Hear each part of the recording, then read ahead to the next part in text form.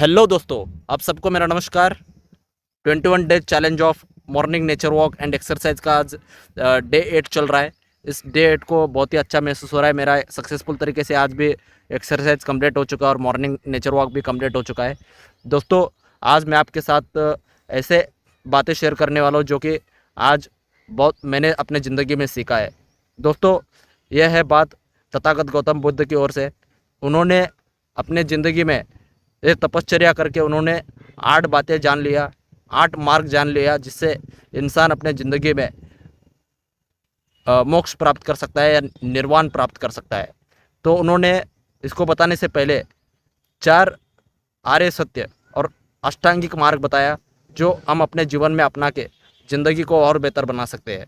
दोस्तों, उन्होंने सबसे पहले 4 आर्य सत्य और अष्टांग मार्ग बताए, जिसको इंग्लिश में 4 नोबल ट्रूथ्स एंड 8फोल्ड पाथ कहते हैं।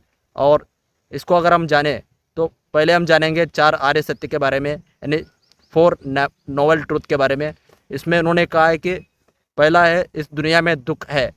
सभी मनुष्य जन्म से ही दुखी होते हैं। जन्म से लेकर मृत्यु तक, बचपन से लेकर बुढ़ापे तक हर कोई इंसान दुख को कभी ना कभी झेलता है और झेलना पड़ता है। और इस दुख इंसान दुखी होने के पीछे दूसरा कारण बताया गया है, दूसरा आर्य सत्य, दुख होने के पीछे कोई ना कोई कारण जरूर होता है, जैसे कि अभिलाषाएं, आसक्ति, मोह, द्वेष, राग, ऐसे बहुत सारे कारण हो सकते हैं जिसके कारण मनुष्य दुखी महसूस करता है। और तीसरा आर्य सत्य है, इस दुख को कम किया जा सकता है या इसको मिटाया जा सकता है और हम दुख से निवृत्ति पा सकते हैं। और इसमें चौथा आर्य सत्य का है कि इस दुख को कम करने के मार्ग भी है। इस दुख को हम कम भी किया जा सकता है। इसको कम करने के मार्ग है, उसको ही हम अष्टांग मार्ग कहते हैं। दोस्तों, अब हम जानेंगे ये अष्टांग मार्ग क्या है। उसमें उस अष्टांग मार्ग में पहला मार्ग है सम्यक दृष्टि, यानी सत्य को जानना।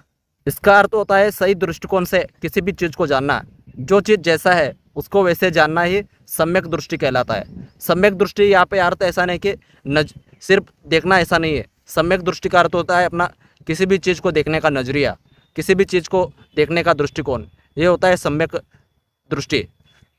अगर हम किसी भी चीज़ को सम्यक दृष्टि से देखेंगे तो हम दुख से मुक्ति पा सकते हैं, दुख से दूर रह सकते हैं। और दूसरा मार्ग है सम्यक संकल्प। इसका अर्थ है सही संकल्प लेना। जिंदगी के प्रति अगर हमें कोई भी चीज़ करना है तो संकल्प बहुत ज़रूरी होता है। बिना संकल्प के हम कुछ भी नहीं कर सकते। अगर हमारा संकल्प मजबूत है तो हम दुख से निवृत्त हो सकते हैं, दुख से दूर रह सकते हैं। अगर हमारा संकल्प निश्चित है तो हम उस मार्ग पे निरंतर चलते रहते हैं, चाहे उसमें सफलता आए या सफलता ना आए। हम अपने संकल्प के प्रति हमेशा सजग रहते हैं। एक कहावत है, विकल्प मिलेंगे मार्ग भटकाने के लिए। विकल्प तो बहुत मिलेंगे मार्ग भटकाने के लिए, लेकिन संकल्प एक ही काफ़ी है आपको मंजिल तक जाने के लिए, मंजिल तक पहुंचने के लिए। और उसमें तीसरा उन्होंने कहा सम्यक वाचा, यानी सम्यक वाचन, सम्यक वचन, यानी हम जो भी शब्द बोलते हैं वो संभल कर बोलना चाहिए, सत्य बोलना चाहिए। और अपना शब्द ऐसा होना चाहिए सामने वाले को दुखी ना पहुंचाए, सामने वाले को बुरा महसूस ना हो। उस तरीके से अपना वाणी होना चाहिए और सम्यक वाणी होना चाहिए।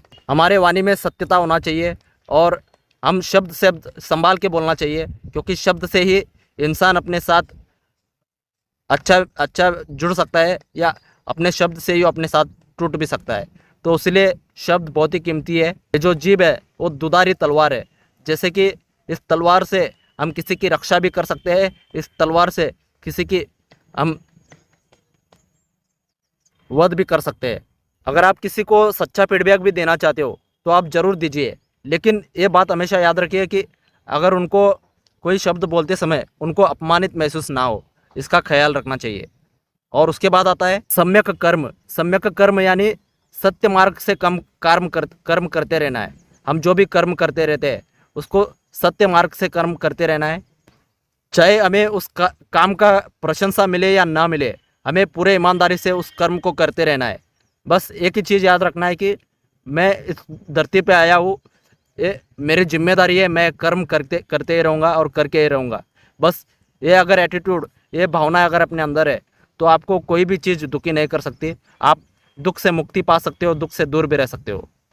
आप ज़िंदगी में कुछ कर्म करते हो तो आपको कुछ निंदाएं भी सहना पड़ता है, उन निंदाओं को भी सह के आगे बढ़ना पड़ता है। तो इसलिए एक कहावत है, डर का काम है डराना, और आपका काम है अपने लक्ष्य के प्रति ईमानदारी से काम करते रहना और सही कर्म करते रहना। इसके बाद आता है सम्यक आजीविका, यानी ज़िंदगी में सही योजना बनाना।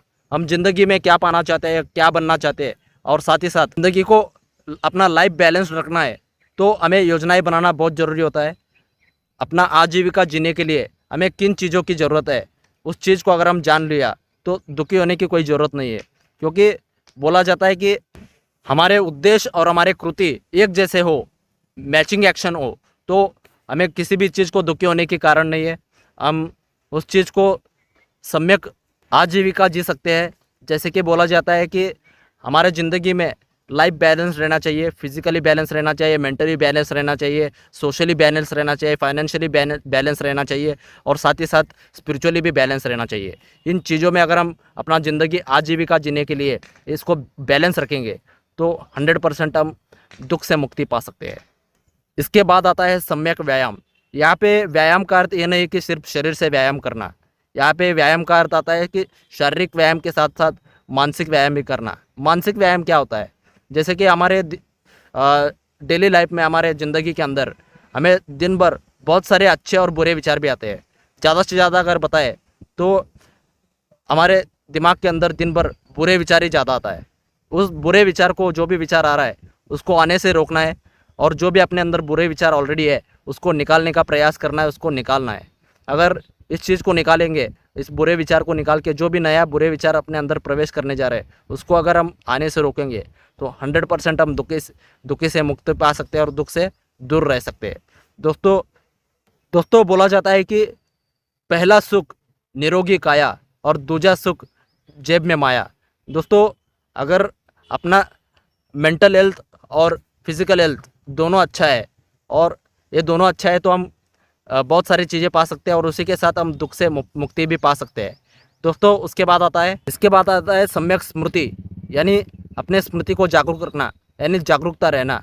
ज़िंदगी के प्रति हम जो भी चीज़ करते हैं उसके प्रति जागरूक रहना, सही से उस चीज़ को जागरूकता से जानना। अपने अंदर जो विवेक बुद्धि है, जो सत्संग विवेक बुद्धि कहते हैं, उसको हमेशा जागरूक रखने को ही हम सम्यक स्मृति कहते हैं। अगर हम अपने सम्यक स्मृति को जानना है तो आपको एक एग्जाम्पल के लिए बताना चाहूँगा। एक बूढ़ी दादी माँ होती है, वो दादी माँ क्या करती है, एक फटा हुआ चद्दर एक सुई से बुनती रहती है। तो बुनते बुनते उसके हाथ से वो सुई जो होता है वो नीचे गिर जाता है, और तभी क्या होता है कि वहाँ का लाइट चला जाता है। तब क्या करती है वो बूढ़ी माँ, लाइट चला जाने से वो बाहर आती है और उधर उधर कुछ ढूंढ रही होती है। फिर ढूंढते ढूंढते बैठती है, तो उस दादी माँ का एक पोता आता है और पूछता है कि क्या हुआ दादी माँ, आप क्या ढूंढ रहे हो, इतना परेशान क्यों हो? तो बोलती है कि मैंने मेरा सुई खोया है, इसीलिए मैं ढूंढ रही हूँ। तो वो पोता जो होता है, वो पोता भी दादी माँ के साथ वो सुई ढूंढते रहता है, और ढूंढते ढूंढते दोनों परेशान हो जाते हैं। वो सुई कहीं मिलती नहीं, तो वो सुई नहीं मिलती है। तो बाद में वो पोता पूछता है कि दादी माँ मुझे एक बात बताओ कि आपने सुई कहाँ पे खोई? तो वो दादी माँ बताते हैं मैं जो सुई है वो अंदर कमरे में खोई हूँ, तो वहाँ पे लाइट गई है, उसीलिए मैं वहाँ पे उजाला नहीं है, इसलिए वो सुई उजाले में आके मैं बाहर ढूंढ रही हूँ। दोस्तों इसका अर्थ तो आप समझ गए होंगे कि जो भी चीज़ जहाँ पे खोया होता है वहीं पे ढूंढना पड़ता है। अगर हम जहाँ पे खोया है वहाँ पे नहीं ढूंढते हुए अगर दूसरी तरफ ढूंढेंगे, वो चीज़ नहीं मिल पाता है। तो इसलिए हम जिस भी चीज़ को जहाँ पर खोते हैं वहीं पे ढूंढना पड़ता है। इसलिए मराठी में बोलते हैं कि तुझा आहे तुझ्या पाशी तू परी जागा चुकलासी। इसके बाद आता है सम्यक समाधि। इसका अर्थ होता है कि सही ध्यान को पाना, यानी यहाँ पे बौद्ध धर्म में बोला जाता है कि निर्वाण को प्राप्त होना। निर्वाण यानी ये कोई इंसान मरने के बाद जो मोक्ष प्राप्त होता है वो वाला नहीं है। यहाँ पे निर्वाण का अर्थ होता है कि इस जिंदगी को जीते जी हम अगर सही चीज़ को जान लिया, अगर हम सम्यक कर्म सही कर्म करते रहे, इन अष्टांग मार्ग को अगर हम पूरी तरीके से हम पालन करें, तो यहीं पे हम यहाँ पे एक तरीके से हम निर्वाण को प्राप्त हो सकते हैं। और इसी को हम यहाँ पे सम्यक समाधि कहा है। सम्यक समाधि से हम उस चीज़ को पा सकते हैं जिसको इंग्लिश में एनलाइटमेंट कहते हैं। सही एनलाइटमेंट तक हम पहुँच जाते हैं। हम उन भावों और वृत्तियों से मुक्ति पा सकते हैं जो हमें दुख करते हैं। उन दुख से अगर हम मुक्ति पाना चाहते हैं तो इन अष्टांग मार्ग को हम और भी गहराई में जानना बहुत ज़रूरी है। दोस्तों, आज मैं बस मुझे जितना अष्टांग मार्ग के बारे में समझ में आया मैं आपके साथ शेयर किया हूँ। चलो दोस्तों, आज यहीं पे रुकते हैं, फिर मिलेंगे कल डे 9 के साथ। तब तक bye bye, take care, thank you so much.